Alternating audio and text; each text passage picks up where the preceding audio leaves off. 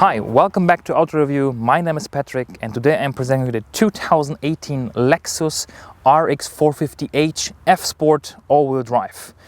Before we get to the car, please hit the subscribe button, activate the bell icon on the bottom right of the video, and if you have any questions, please leave them in the comments. Second, thank you very much Lexus Switzerland who provided this car to me. I was driving it for the last 5 days. I have another 2 days to go, so I'll do a hypermile run and I'll update obviously the figures for the fuel consumption as well. Now, coming back to the car. So the RX starts in Switzerland at 63,900 Swiss francs. The F-Sport, which we have here, starts at 87,600 Swiss francs. And the test car that we have, in particular here with a few gimmicks, would set you back 94,880 Swiss francs. Now, what do we have here? We have an H in the name, which obviously tells you it's a hybrid. So we have actually not only 2 engines in the car, but 3 engines. We have a 3.5 liter V6 engine, petrol powered with the Euro 6 norm. We have an electric engine with 123 kilowatts in the front, and we have an additional third engine in the back, which powers just the rear axle and obviously turns on the all-wheel drive if necessary, which is another 50 kilowatts of power. In total, we have 313 horsepower at 6,000 RPM, a maximum torque of 335 Newton meters at 4,600 RPM, 0 to 100, 7.7 seconds, top speed 200 kilometers an hour. Curb weight of this car is 2,285 kilograms, so it's really heavy. And obviously you can see it's really a big car, which gives you a lot of space inside. Now, CO2 emissions, we have 127 grams per kilometer, and I had so far fuel consumption with a lot of highway, pretty much most of it highway with a few B roads and a little bit city traffic, of 7.4 liters, which should equal with a 65 liter fuel tank a range of 850 kilometers approximately. Now, Lexus claims the car can drive with 5.5 liters on 100 kilometers, which should give you around 1,188 kilometers. I will try to see how low I can get it tomorrow, and as I mentioned, I will update the figures later. Now, as usual, I show you the car from outside, or you've seen it already in the intro. I'll show you the first row, the second row, all the buttons, all the gimmicks, the boot space, and then we drive. So enjoy and let's take a look at the car together. All right, the RX450h from the front. First thing we do, because it's getting a bit hot, is actually open this one so we have a bit more light so you can see, and turn the ignition because it has electric seats, and until you buckle up or you press the ignition, it basically, the seat is all the way back and then it slides forward to the position you want. So we have an electrically adjustable steering wheel and electrically adjustable seats with lumbar support and so on and so on. But as usual, we go from left to right, and I'm just going to put the AC a little bit lower and have it channeled towards me because it's really, really warm. Okay, let's put it in EV mode, which we can't do at the moment because the battery level is too low. But as usual, we go from left to right. So we have electric adjustable mirrors with blind spot assistant and spherical glass, which is great. You can adjust them over here. You can fold them in as well if you don't need them. When you park, they automatically fold in. Then we have electric windows. We can lock them. You can see even in the back they go all the way down, and what I love about this, they're so smooth to do so. Let me just leave the window open because it's really warm. Then on the bottom we have, just open it for a second, we have space to put even really big 1.5 liter bottles. Because we have the door bins, you can actually open them a little bit and make more space, so to get things in and out, or to basically put in bigger things like bottles, which I love. Then on the left side we have auto high beam, which you can activate for the BLED headlights, which are really awesome. We have the electric tailgate, we have head-up display, which you can turn on and off. We have heated steering wheel, and we can activate the camera in the front, or in this case 360 degree. It shows you now all the way around, which is great if there's anything around the car. I love that feature. Obviously, if you're in the front mode, basically driving forward, you have a forward camera. Otherwise, if you put it in reverse, you have a reverse camera, as you can see here, with the lines where you can go and how close you are to things, obviously. Now, then we have on the left side, we can switch through the odometer, and different settings. So odometer, now I drove 506 kilometers so far with this car. I'm gonna put another 300, 400 kilometers on it before I give it back. And fuel consumption, as I mentioned, is around 7.4 liters so far. Now, on the left side, you can adjust the steering wheel in electric fashion. Then the dashboard has a round instrument in the front, plus a digital instrument on the left. Basically, everything is digital. And we have on the right side the fuel gauge and the temperature. Now, you have different settings and different monitors. You can see we have energy monitor, for example. Now the engine is running, it's loading the batteries, and you can go through here, lane departure assistant, pre-collision warning, blind spot assistant, and so on and so on.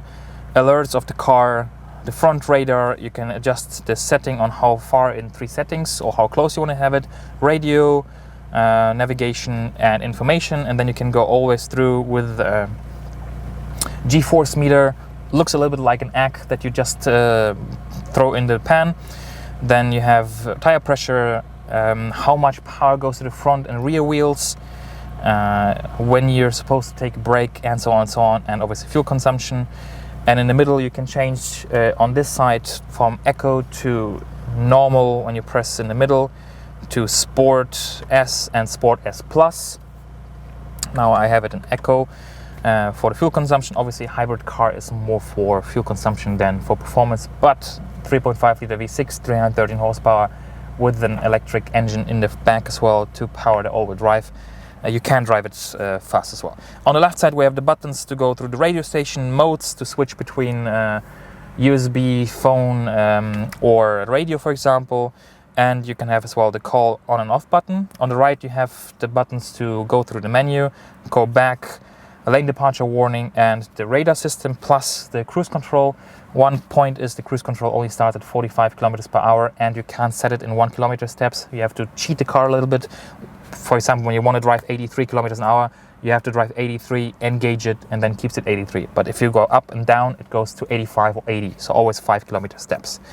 Then in the middle we have this huge infotainment screen, which is really nice. It's not the touch screen. Obviously, it's a little bit too far as well to do that. It's super wide, so you can either have it all here and have the navigation, or have a split screen where it gives you a little bit more information on the right side.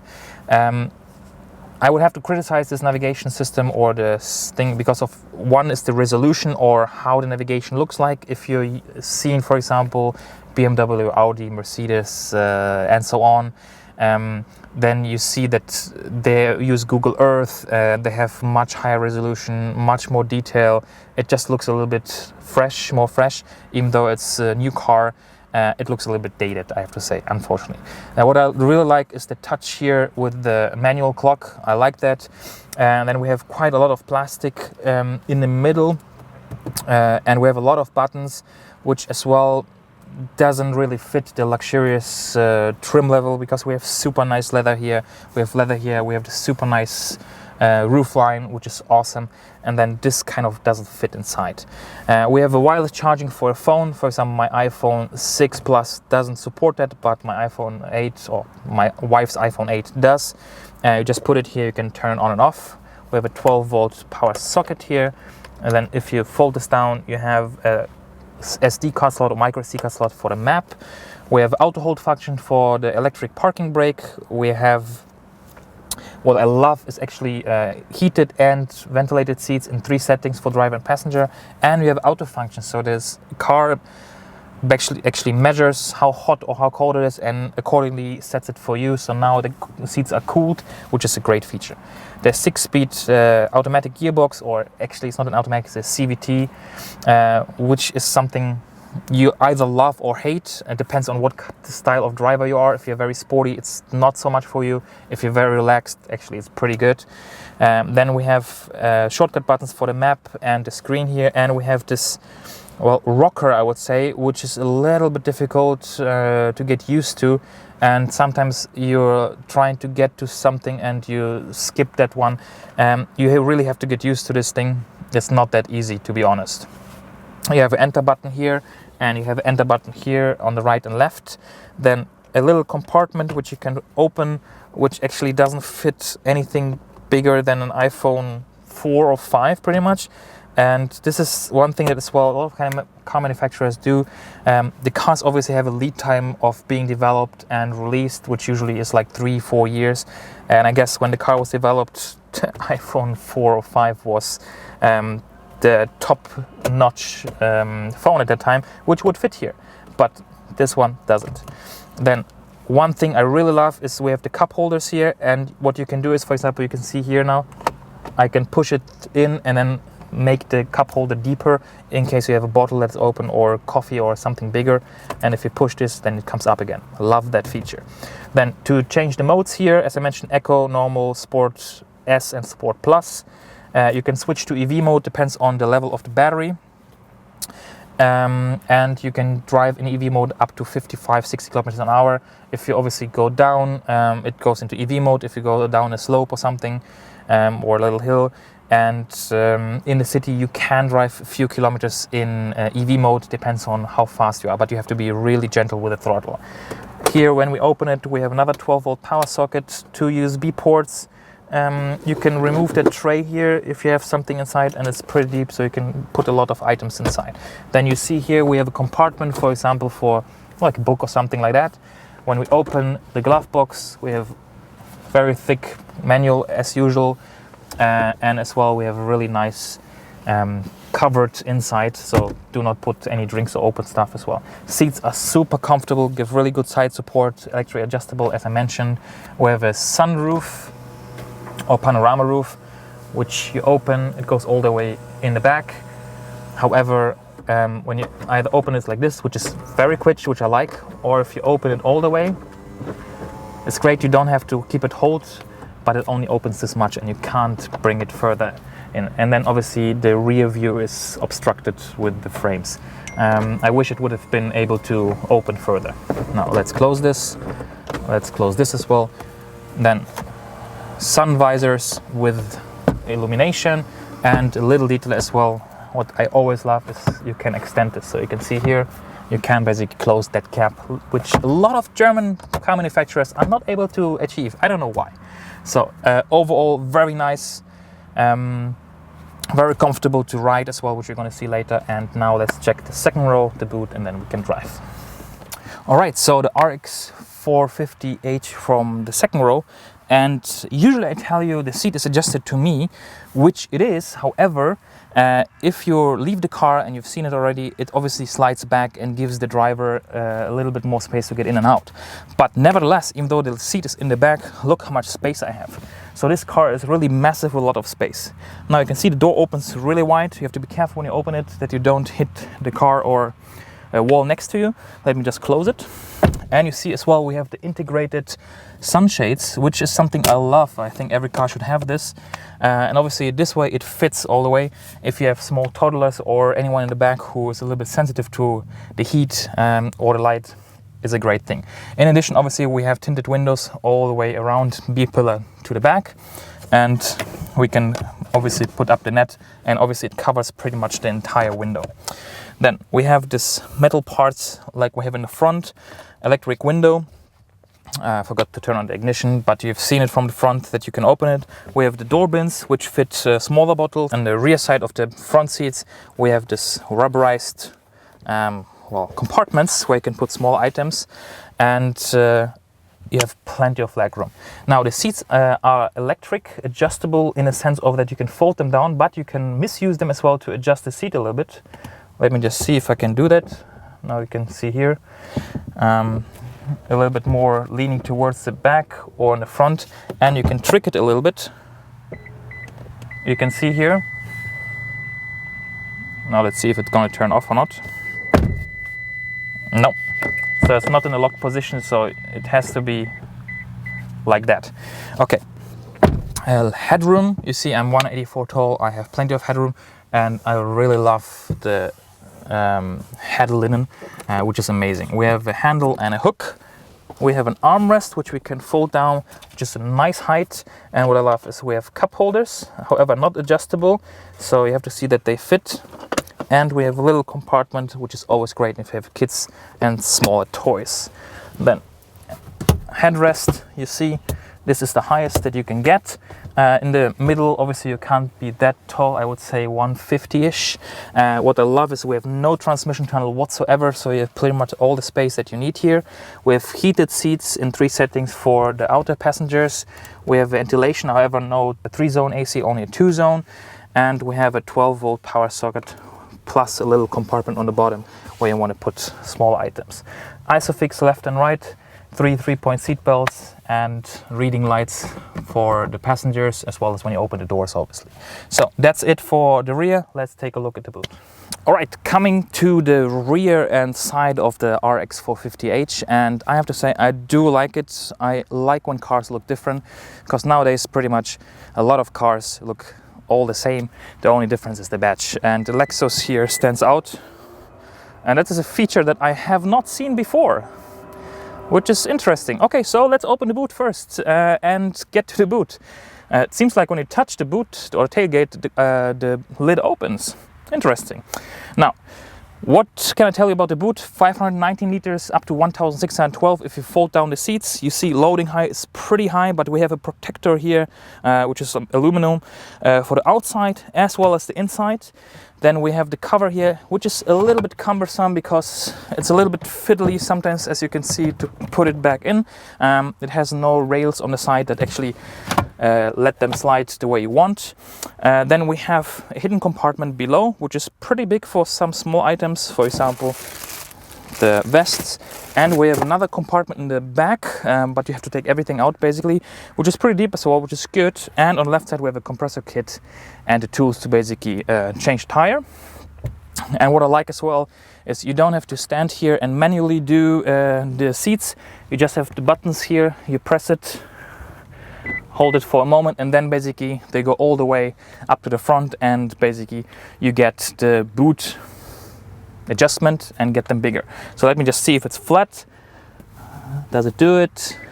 Okay, it's not totally flat. It indicates that it actually opened all the way and has an incline in the back.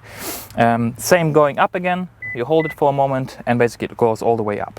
Now, one thing that I kind of found very annoying is this here. Yeah, I'm 184 tall, so you can just imagine how tall you are, and pretty much that part is always here, and it's a little bit annoying. So if you load something, pretty much every time you have to be careful that you don't hit the tailgate. All right, so let's close this and come back to the design of the car.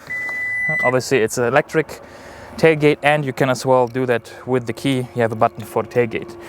Now, we have obviously a dark car, black car. We have a third brake light.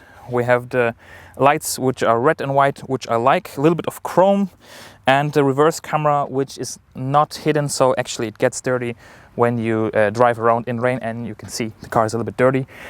One thing to the look of the car, so you have this window here, however you can't look all the way here. It basically only has a little window which is up to here, but design wise it gives the car a very sportive look.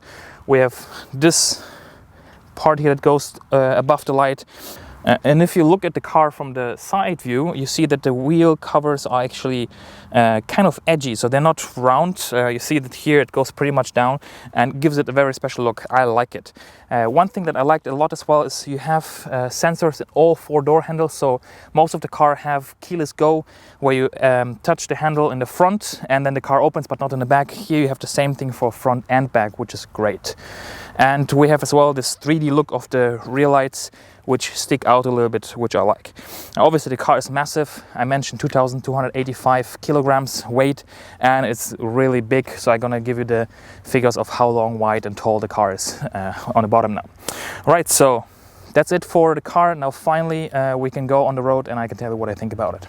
Let's go. All right, it's a new day and I did the fuel economy run, and I wanted to give you that information first. So I was able to achieve 5.8 liters fuel consumption with the RX450h, and that is with most of it on the highway, so not ideal for a hybrid. And 5.8 for a car that weighs 2,285 kilograms is pretty amazing, I have to say. I was driving, let me just tell you actually what's the fuel consumption or average speed. It was, well, actually I can't tell you because it's already gone. No, it was actually around 70 kilometers per hour, which isn't bad at all. So I was driving on the highway between 80 to 90 kilometers per hour. Okay, now we're gonna drive a little bit on the speed roads and see how it behaves. Let me start with the things that I would like to see improved with this car, because like with every car, there's always something that's great and always something that needs improvement. So from my point of view, what I would like to see changed is the usability of the infotainment and navigation screen. First, the navigation screen itself. Let me just turn it off. I love the size of it. It's really amazing. Great. I think it's 12.6 or 12.8 inches, which is really good.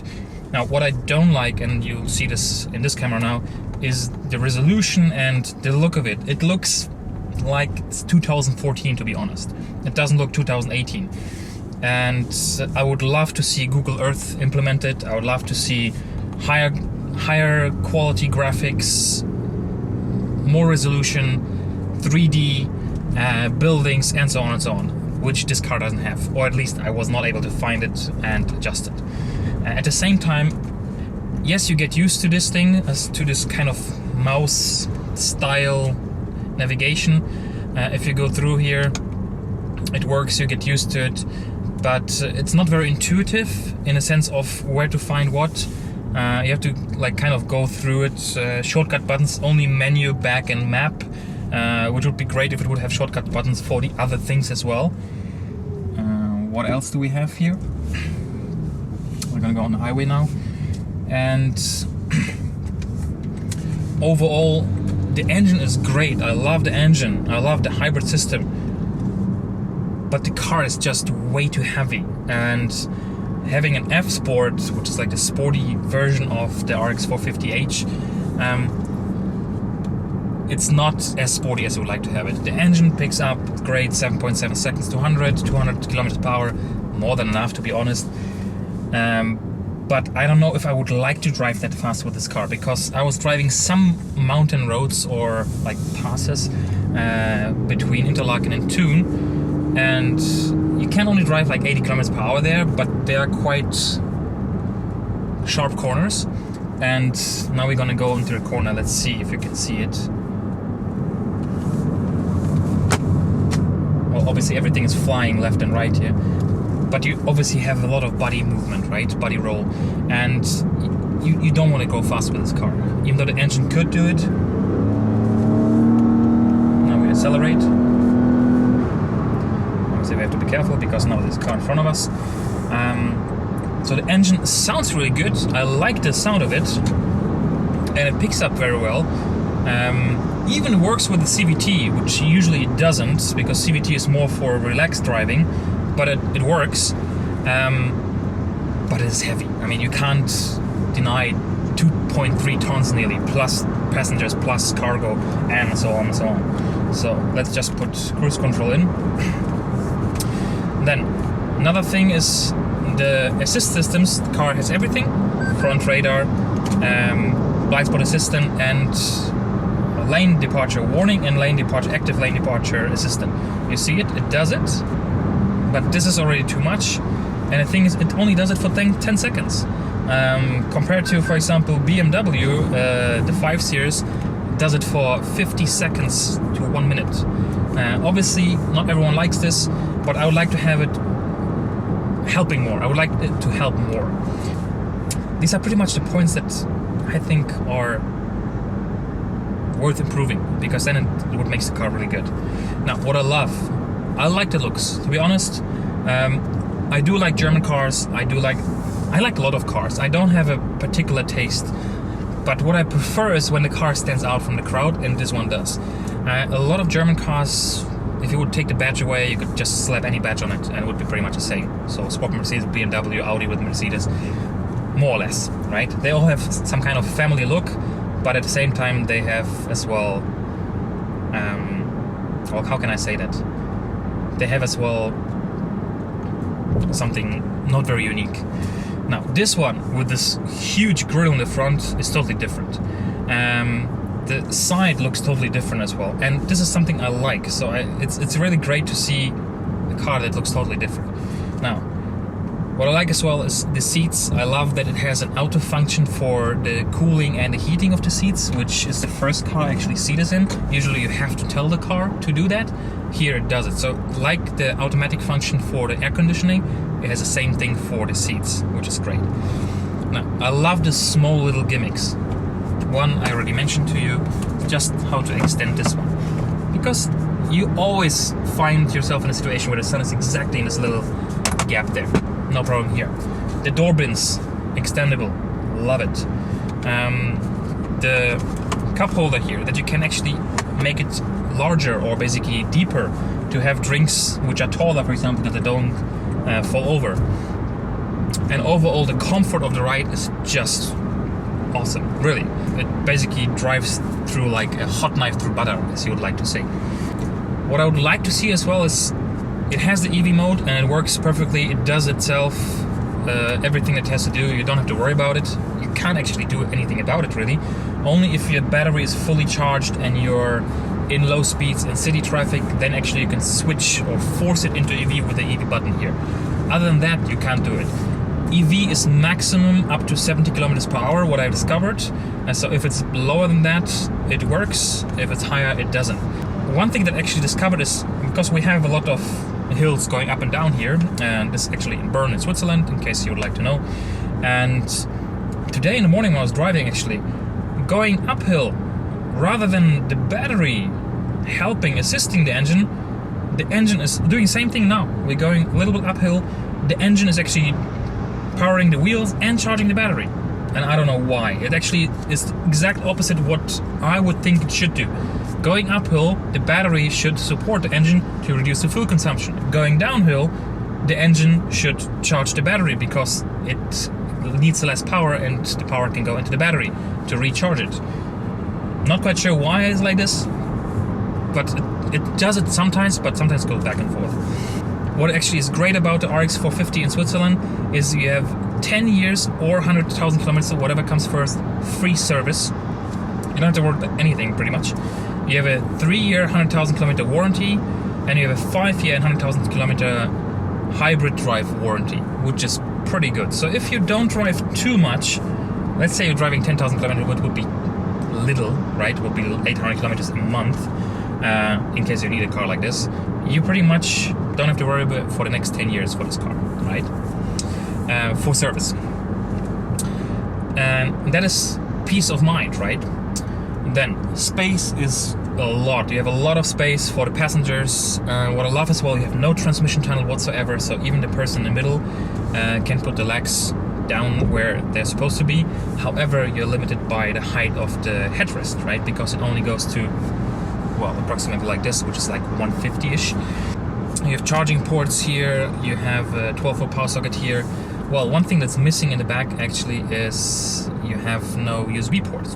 And that is something they could improve, because you have heated seats, which is great. I love it.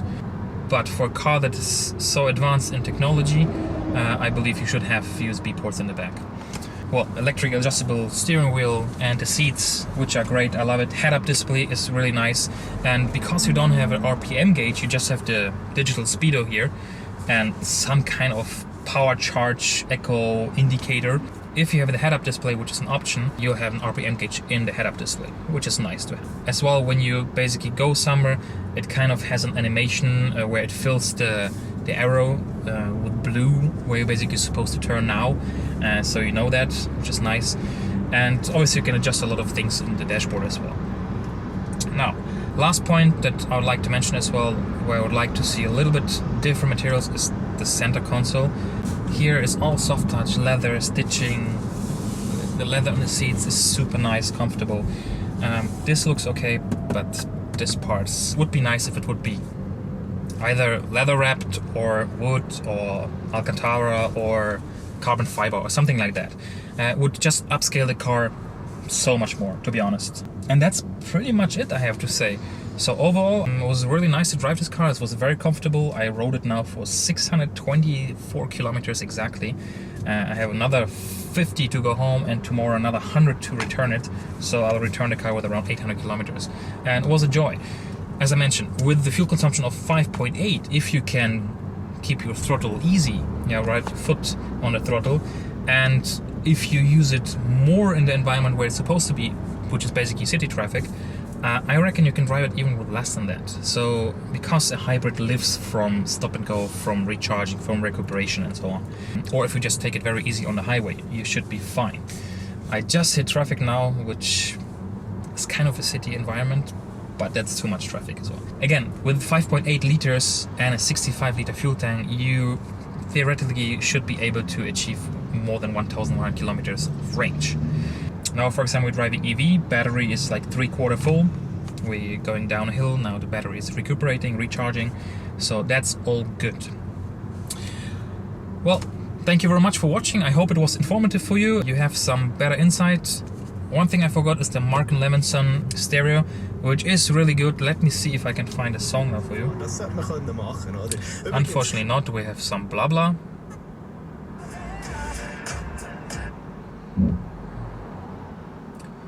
Exactly when I want to show you something nice, we can't find it. Let's see if this is...